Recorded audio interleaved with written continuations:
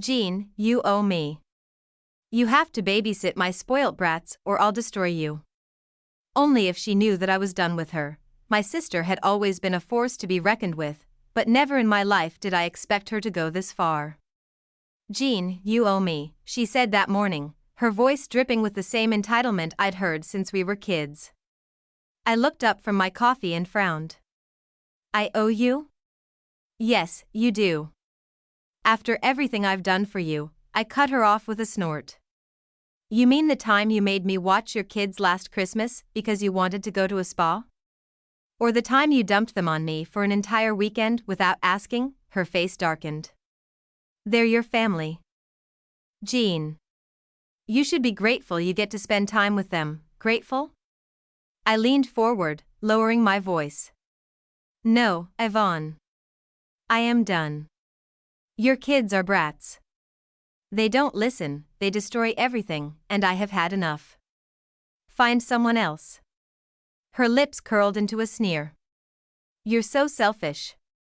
No wonder you're still single. I laughed. And you wonder why people avoid you. I thought that was the end of it. I was wrong. For years, I had put Yvonne's needs above my own. She was the older sibling, and somehow, that meant I was supposed to cater to her. As kids, she claimed my toys as hers simply because she wanted them.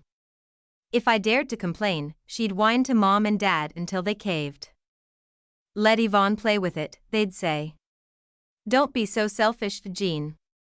It only got worse as we grew older. In college, she guilted me into driving her to work every morning, even though it was 40 minutes out of my way. When I pointed that out, she pouted and said, but I can't afford gas right now. You know I'm struggling. You're so lucky you. After she had kids, she leaned on me even more. Babysitting on short notice became routine. She'd call while I was at work, knowing I couldn't answer, then leave a voicemail saying, "Hey, I just dropped the kids off at your place. I'm running late. Thanks, you're a lifesaver." No asking. No checking. Just dumping them on me. And the worst part? No one ever saw it for what it was. Not my parents, not the rest of the family. They adored Yvonne. 2 days after I refused to babysit, there was a knock at my door. When I opened it, 2 uniformed officers and a woman in a suit stood there. Miss Jean, the woman asked. Yeah? I'm Rachel Porter from Child Protective Services. We received a report that you physically harmed your sister's children. My blood turned to ice. What? I stared at them, convinced this had to be a joke. The male officer, an older guy with graying hair, sighed. Ma'am, may we come in? I stepped aside, numb. They walked into my tiny apartment, taking in the minimal furniture, the neat stacks of books, the general lack of evidence that children had ever been there. Miss Jean, Rachel said, her tone professional but firm.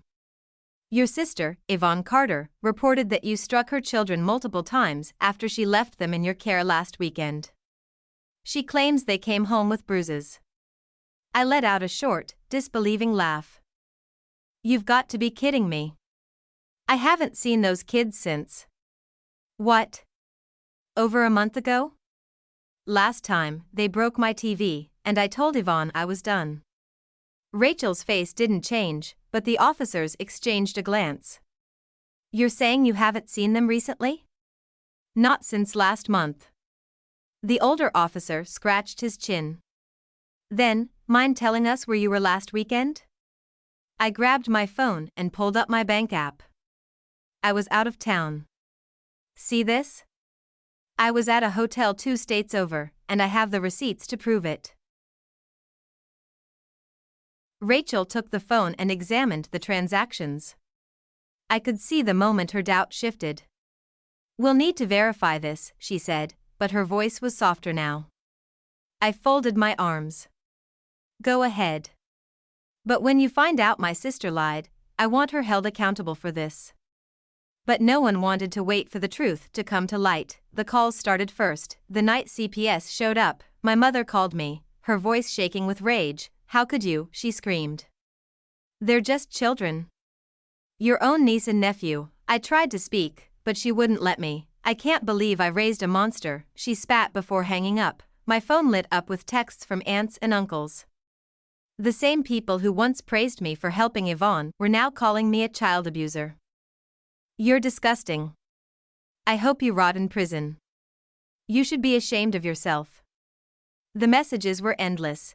I checked my social media only to find that relatives had taken to publicly shaming me. A cousin posted a long, sanctimonious message, "You think you know someone, but then you find out they're a child abuser. Monsters hide in plain sight. I hope you get what you deserve, Jean," another relative commented, "You're sick. Don't ever come near our family again." Friends of the family, people I barely knew, jumped in to condemn me.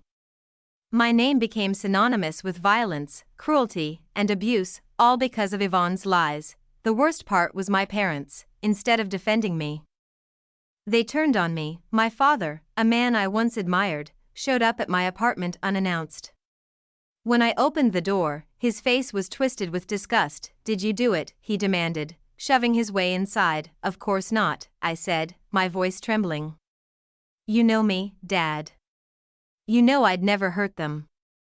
But he didn't care. He threw down a stack of printed photos, pictures of the kids with faint bruises on their arms and legs. "Explain that," he snarled. I stared at the photos, my stomach twisting.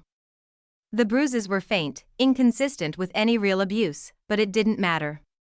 Yvonne had presented them as evidence, and my father believed her. "You're a disgrace," he spat, his voice shaking with fury. "You're not my child anymore." He left without looking back. It didn't stop there. The harassment spread beyond my family. Yvonne's accusations took on a life of their own. Acquaintances blocked me. Coworkers suddenly became distant.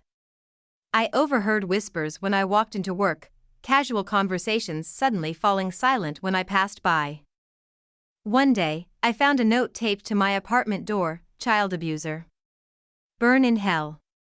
And then came the calls to my workplace. An anonymous tip, clearly from Yvonne or one of her supporters, reported that I was a danger to children. My boss had no choice but to place me on administrative leave while they investigated. For days, I lived in a fog of dread, anxiety, and rage. Once CPS cleared me, I didn't waste a second. I hired a lawyer, an aggressive one. I wasn't going to let Yvonne get away with this. The lawsuit was for defamation, false accusations, and emotional distress. My attorney, Leah Collins, was sharp and thorough. She gathered all the evidence, text messages of Yvonne's past demands, voicemails, my alibi, and records showing how she'd harassed me through the family. When Yvonne retaliated by falsely accusing me of hitting her kids, she wasn't prepared for the fallout. The lawsuit was grueling. Yvonne cried on the stand, pulled out every manipulative trick she could muster, and painted herself as the victim. She even got some of her friends to lie, claiming they'd witnessed me being aggressive with her children, but my lawyer, Leah, was relentless. We had evidence, text messages, security footage, and records that proved I wasn't even in the state when she claimed the abuse occurred. When we revealed the texts where Yvonne bragged about teaching me a lesson and lying to CPS, her mask slipped. The judge ruled in my favor. Yvonne was ordered to pay all my legal fees. She was fined heavily for making false accusations. The court found her reckless behavior serious enough to temporarily suspend her custody privileges. And just like that, the golden child fell. When the judge ruled in my favor, Yvonne's face drained of color. She was ordered to pay all my legal fees. On top of that, she was fined for making false accusations. The court also found her behavior reckless enough to warrant a temporary custody review. When CPS learned she had coached her children into lying, they suspended her custody privileges for 6 months pending further evaluation. She lost. But the fallout didn't stop there. Yvonne's life unraveled quickly after the verdict. The courts appointed her ex-husband's family to take over primary custody while Yvonne was required to undergo parenting evaluations and counseling. It was humiliating for her, having to prove she was a fit mother after years of pretending to be perfect, and financially? She was ruined. The lawsuit drained her savings. The fines, combined with my legal fees, left her drowning in debt. I heard from mutual acquaintances that she had to sell her car and downsize to a cheaper apartment. The once pristine image she had crafted, the devoted mother, the beloved golden daughter, was gone. She was publicly humiliated when the lawsuit made the rounds in the family circle. The same relatives who had once blindly believed her began to distance themselves. At first, the family didn't want to believe it. My mother was still making excuses for her, even after the evidence came out. She was just stressed, Jean, she said, voice trembling over the phone. She didn't mean it. You know how she is. I clenched my jaw. No, Mom. She meant every word. She coached her own children into lying. She called CPS and tried to ruin my life because I wouldn't watch her kids for free. The silence on the other end was deafening. One by one, my relatives backed away from Yvonne. My aunt, who had once spammed my phone with cruel texts, sent a hollow apology through Facebook. I didn't know the full story. I'm sorry, Jean. My father, once Yvonne's biggest defender, came by unannounced one evening. He stood at my door with his hands stuffed into his coat pockets, his eyes avoiding mine. I was wrong, he muttered. I'm sorry, it didn't fix anything. The damage had been done, but I let him in. In the months that followed, I began to shed my family like dead weight. I blocked the relatives who had harassed me during the lawsuit. I deleted their angry voicemails and wiped their cruel messages from my phone. My parents, once so quick to believe Yvonne's lies, called less and less.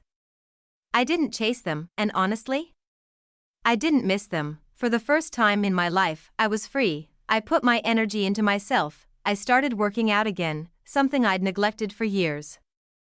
I joined a hiking club and spent my weekends trekking up forest trails instead of answering frantic calls from my sister. I took a trip overseas, something I'd always dreamed of doing but never allowed myself.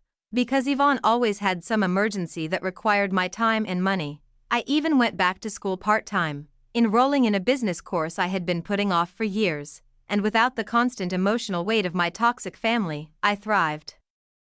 Yvonne, on the other hand, fell deeper into isolation. When she lost custody, she became a pariah.